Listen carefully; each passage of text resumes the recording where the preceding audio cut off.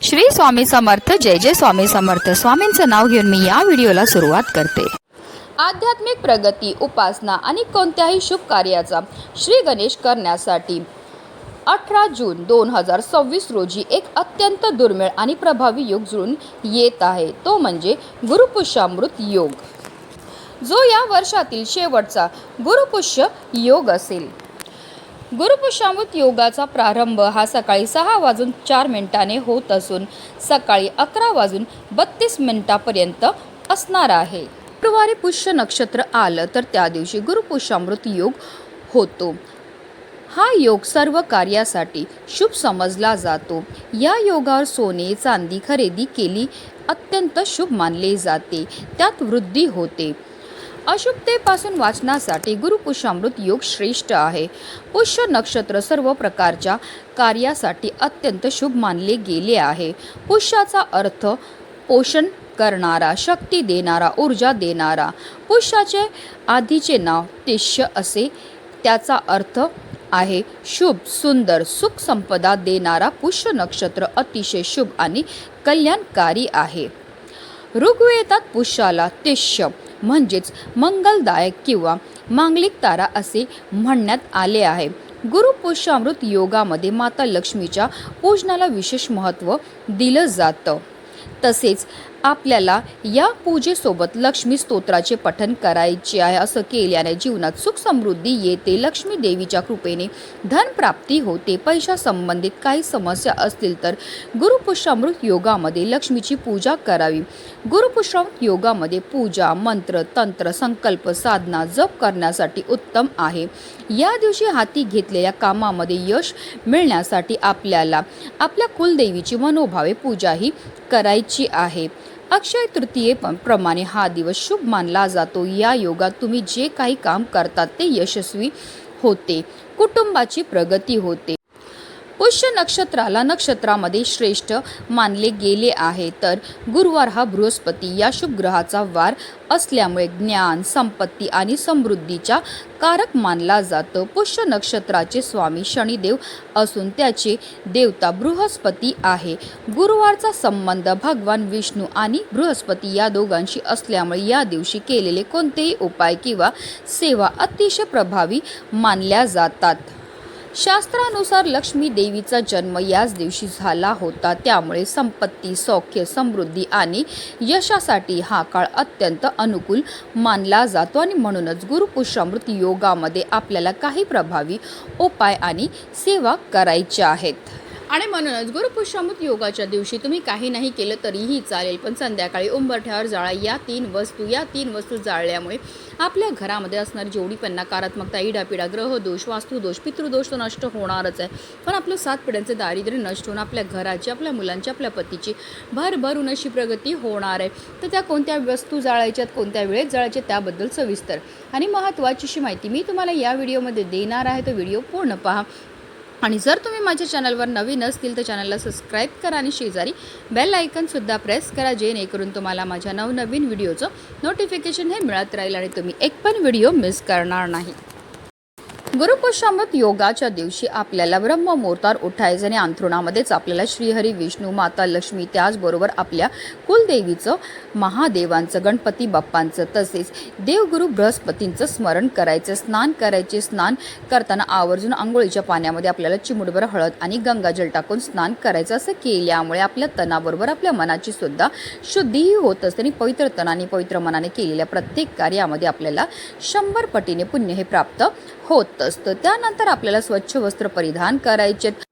जर शक्य असेल तर या दिवशी आवर्जून लाल किंवा पिवळ्या रंगाचे वस्त्र परिधान करा. आता सर्वप्रथम आपल्याला देवघरामध्ये दिवा प्रज्वलित करून घ्यायचा आहे, कारण कोणतीही सेवा किंवा कोणताही उपाय जर आपण अग्नीच्या साक्षीने केला तर त्यामध्ये आपल्याला निश्चितच सफलता ही प्राप्त होत असते. या दिवशी आपल्याला श्रीहरी विष्णूंसोबत माता लक्ष्मी, महादेव तसेच गणपती बाप्पांची, कुबेर देवांची पूजा करायची आहे, कारण लक्ष्मी आणि लक्ष्मीपती धन प्राप्तीसाठी आशीर्वाद देत असतात. तर महादेव हे संकटाचा नाशक आहेत. तर गणपती बाप्पा हे बुद्धिमत्ताचे देवता आहेत आणि लक्ष्मी प्राप्त झाल्यावर तिची आपल्याला योग्य प्रकारे उपयोग झाला पाहिजे, तिचं संरक्षण झालं पाहिजे. यामुळे या सर्व देवी देवतांची पूजा करण्याला महत्त्व आहे. तसेच श्री सुक्तम आणि पुरुष सुक्तमचं पठण करायचं आहे. पंचोपचार आपल्याला पूजा करायची आहे. कळश स्थापना केल्याने घरात धन धान्य वृद्धी होते व लक्ष्मी प्राप्ती होते.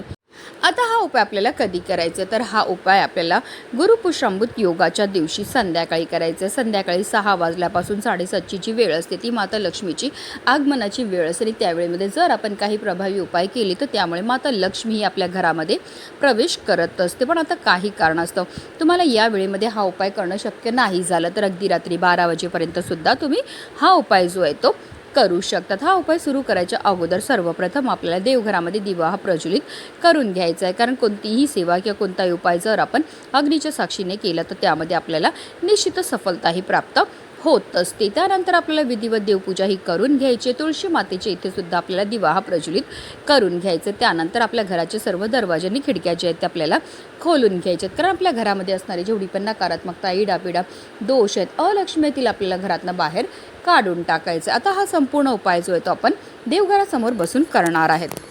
हा उपाय करण्याकरता आपल्याला एक मातीची पंतीही घ्यायची आहे. कारण मातीच्या पंतीमध्ये सकारात्मक अशा लहरी असतात. त्या मातीच्या पंतीमध्ये आपल्याला एक शेणाची गौरीही ठेवायची आहे. शेणामध्ये साक्षात माता लक्ष्मी निवास करते आणि घरामध्ये शेण जाळल्यामुळे आपल्या घरामध्ये असणारी जेवढी पण नकारात्मकता, इडापिडा, दोष आहेत, अलक्ष्मी ती घरातनं काढता पाय करून निघून जाते. त्या शेणाच्या गौरीवर आपल्याला 5 भीमसेनी कापूरच्या वड्या ह्या ठेवायच्यात. मी प्रत्येक उपायामध्ये नेहमी सांगत असते की आवर्जून आपल्याला भीमसेनी कापूरच वापरायचे. कारण तो नैसर्गिकरित्या बनलेला असतो. त्याच्यामध्ये जे तत्व असतात ती आपल्यामध्ये आणि आपल्या घरामध्ये असणारी जेवढी पण नकारात्मकता, इडापिडा, ग्रहदोष, वास्तुदोष, पितृदोष दूर करण्याकरता अतिशय प्रभावी मानला जातो. आता आपल्याला 5 लवंगा आणि 3 हिरव्या वेलची सुद्धा घ्यायच्या. ज्या लवंग आणि हिरव्या वेलची आपण घेणार आहे त्या व्यवस्थित पाहून घ्यायच्या. त्या अखंड असाव्या, कुठेही तुटलेल्या, फुटलेल्या किंवा खराब झालेल्या नसाव्या. ज्याप्रमाणे लवंग आणि हिरव्या वेलची आपल्या जेवणाची चव वाढवतात त्याचप्रमाणे आपलं भाग्य उजळायचं कामसुद्धा करत असतात. तसेच आपल्याला की आपल्या घराला लागलेली जी वाईट दृष्ट आहे ती दूर करण्याकरता सुद्धा अतिशय प्रभावी मानले जातात. त्याचबरोबर लवंग आणि हिरव्या वेलची ह्या माता लक्ष्मीला सुद्धा अतिशय प्रिय आहेत. आणि जेव्हा पण आपण माता लक्ष्मीला प्रिय असणाऱ्या वस्तूंपासून काही उपाय किंवा सेवा करतो तर त्यामुळे माता लक्ष्मी आपल्या घराकडे आकर्षित होते. ते लवंग आणि हिरव्या वेलची सुद्धा आपल्याला त्या मातीच्या पंतीमध्ये नेऊन टाकायचे. तर आपल्याला थोडेसे काळे तिळ जे आहेत ते आपल्या उजव्या हातामध्ये घ्यायचे आहेत. तिळांची उत्पत्ती ही श्री हरी विष्णूंच्या घामापासून झाली होती. तसेच काळे तिळ हे आपल्या पितरांना सुद्धा समर्पित आहेत. आणि जेव्हा पण आपण काळे तिळांपासून काही उपाय किंवा सेवा करतो तर त्यामुळे आपल्या जीवनामध्ये असणारा प्रखरातला प्रखर पितृदोष, ग्रहदोष, शत्रुपीडा, दारिद्र्य दूर होण्यामध्ये मदतही मिळत असते. कारण तिळांना दारिद्र्यनाशक असं सुद्धा म्हटलं जातं. तर आपल्याला काय करायचं, हे काळे तिळ जे ते आपल्या उजव्या हातामध्ये घ्यायचे आणि आपल्या घरामध्ये जेवढे पण सदस्य असतील त्या प्रत्येक सदस्याच्या डोक्यापासून पायापर्यंत 7 वेळा आपल्याला हे काळे तिळ जे ते उतरवायचे. आणि त्यानंतर हे काळे तिळ सुद्धा आपल्याला त्या मातीच्या पंतीमध्ये नेऊन टाकायचे आहेत. आता देवघरामध्ये प्रज्वलित असलेल्या दिव्याच्या मदतीने आपल्याला या मातीच्या पंतीमध्ये असणारा जो कापूर आहे तो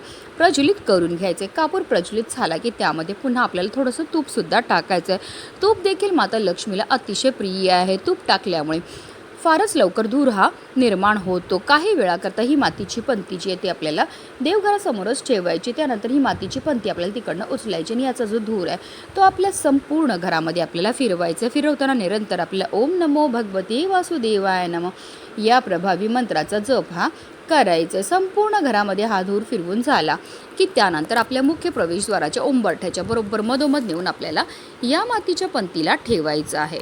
जिथपर्यंत कापूर प्रज्वलित आहे तिथपर्यंत निरंतर आपल्याला मंत्राचा जप हा करायचा आहे. जेव्हा आपण कापूर सोबत या वस्तू जाळतो त्याचबरोबर मंत्राचा जप करतो त्यामुळे आपल्या घरामध्ये असणारी जेवढी पण नकारात्मकता, इडापिडा, ग्रहदोष, वास्तुदोष, पितृदोष दूर होण्यामध्ये मदतही मिळत असते. आता या मातीच्या पंतीमध्ये असणारा कापूर शांत झाला की यामध्ये काही वस्तू असतील ज्या जळालेल्या असेल, काही नाही जळालेल्या असेल तर त्या वस्तू ज्या आहेत त्या आपल्या घरापासून लांब नेऊन आपल्याला फेकून द्यायच्या. तशा रीतीने हा उपाय जो आहे तो आपल्याला गुरुपुष्यामृत योगाच्या दिवशी करायचा आहे. म्हणूनच व्हिडिओ जास्तीत जास्त लोकांपर्यंत शेअर करा जेणेकरून प्रत्येकाच्या आयुष्याचं कल्याण हो हीच मनामध्ये इच्छा. श्री स्वामी समर्थ. जय जय स्वामी समर्थ.